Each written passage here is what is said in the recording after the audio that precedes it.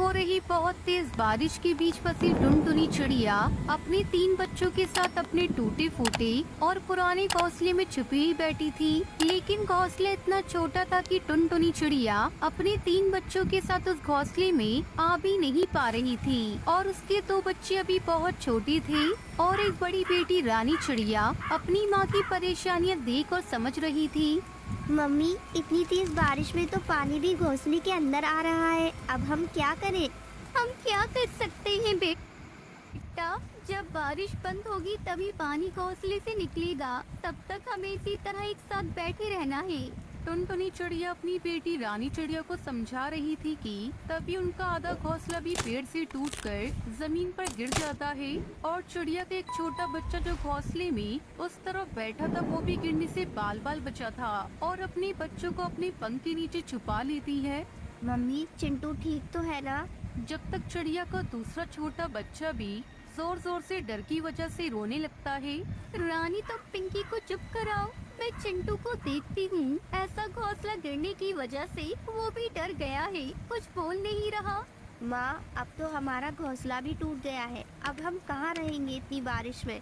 कोई बात नहीं बेटा, कहीं तो रह लेंगे। आओ हमारे पड़ोसी कालू कौवे के घर चलते हैं, वो हमारी मदद जरूर करेंगे ऐसी बारिश में। टुनटुनी चिड़िया अपनी बेटी को समझाने के लिए ये बात बोल देती है, जबकि अपना घोंसला टूट जाने की वजह से वो भी बहुत दुखी थी।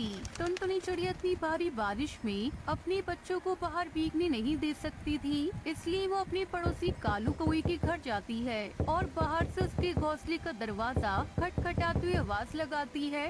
कालू भाई, ओ कालू भाई, दरवाजा खोलो, हमें तुम्हारी मदद की जरूरत है। टुनटुनी चिड़िया उस तेज बारिश में अपने तीनों बच्चों के साथ कालू कौवे के घर के बाहर खड़ी रहती है, लेकिन थोड़ी देर तक कोई भी दरवाजा नहीं खोलता और थोड़ी देर के बाद कालू कौवा दरवाजा खोलता है। इतनी रात को परेशान क्यों कर रही हो? नींद से उठा दिया मुझे। कालू भाई, इतनी तेज बारिश में मेरा घोंसला टूट गया है, क्या तुम मुझे और मेरे बच्चों को एक रात के लिए अपने घोंसले में रहने दोगी? नहीं, मेरे घोंसले में इतनी जगह नहीं है और इतनी तेज बारिश भी हो रही है। जाओ कहीं और जाकर मदद मांगो, मैं तुम्हारी कोई मदद नहीं कर सकता। कालू कौवे के मना करते ही टुनटुनी चिड़िया की आंखों में आंसू आ जाते हैं। अरे कालू भाई, तुम मेरे पड़ोसी हो, तुम मेरी मदद नहीं करोगे तो कौन करेगा? मेरे छोटे छोटे बच्चों को देखो, पिंकी और चिंटू तो कितने छोटे हैं। टुनटुनी बहन, मैं तुम्हारी कोई मदद नहीं कर सकता, अभी जाओ यहाँ से। इतना बोलकर कालू कौवा टुनटुनी चिड़िया के सामने ही अपने घर का दरवाजा बंद कर देता है। बारिश और ज्यादा तेज हो जाती है और कालू कौवे के घर के बाहर खड़ी टुनटुनी चिड़िया बिल्कुल बेबस होकर अपने तीन बच्चों के साथ तेज बारिश में भीगती रहती है। उसके दोनों छोटे बच्चे जोर जोर से रोते रहते हैं। टुनटुनी चिड़िया, उसकी बड़ी बेटी रानी चिड़िया दोनों मिलकर चिंटू को चुप करवाती है और बारिश से बचने के लिए इधर उधर आसरा ढूंढती है। एक जगह पेड़ पर घने पत्ते थे और उस जगह बारिश की बूंदें थोड़ी कम आ रही थी, इसलिए चिड़िया माँ अपने छोटे बच्चों को वहाँ पर बिठाकर दूसरे पड़ोसी तोताराम तोते के घर जाती है। तोता भाई, अरे तोता भाई, दरवाजा खोलो।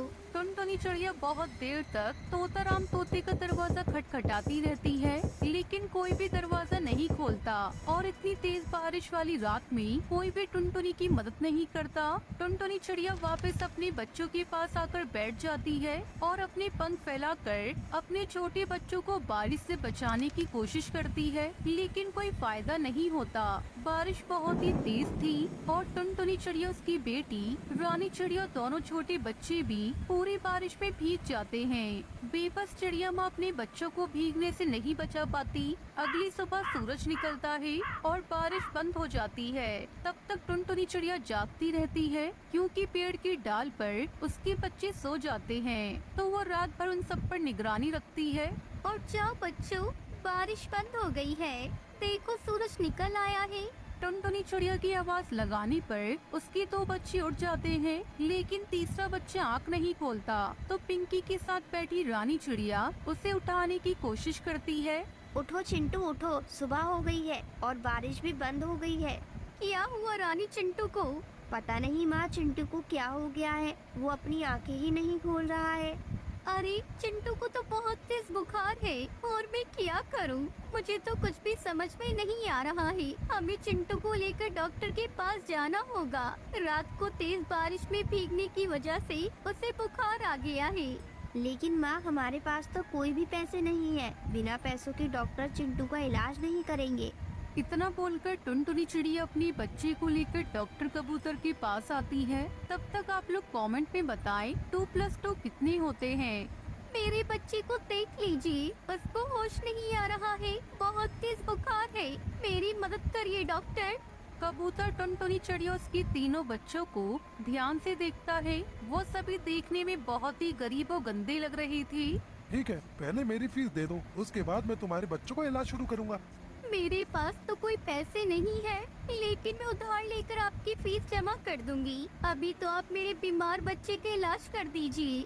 मैंने कोई मुफ्त में दवा देने के लिए अपनी क्लिनिक नहीं खोल रखी है। तुम अपने बच्चे को ले जाओ। अगर पैसे नहीं है तो दोबारा यहाँ पर मत आना। डॉक्टर साहब, आप ऐसा कैसे कह सकते हैं? एक बार मेरे बच्चे को देख लीजिए, उसको बहुत तेज बुखार है। मैंने कहा ना, मैं आपकी फीस और दवाई के पैसे धीरे धीरे करके चुका दूंगी। डॉक्टर कबूतर चिड़िया की बात नहीं सुनता और उसे उसके बच्चों के साथ अपनी क्लिनिक से बाहर निकलवा देता है। और टुनटुनी चिड़िया जब अपने बच्चों के साथ बाहर आती है तब बारिश फिर से शुरू हो जाती है और वो तीनों फिर से बारिश में भीगने लगते हैं। उनका घोंसला भी टूट गया था और एक बच्चे को होश नहीं आ रहा था, उसे बहुत तेज बुखार था। वो दोबारा से भीगने लगता है। तभी वहाँ डॉक्टर बुलबुल नजर आती है और वो टुनटुनी चिड़िया की मदद करती है। लेकिन चिड़िया का बच्चा तब तक मर जाता है तो टुनटुनी चिड़िया बहुत रोती है।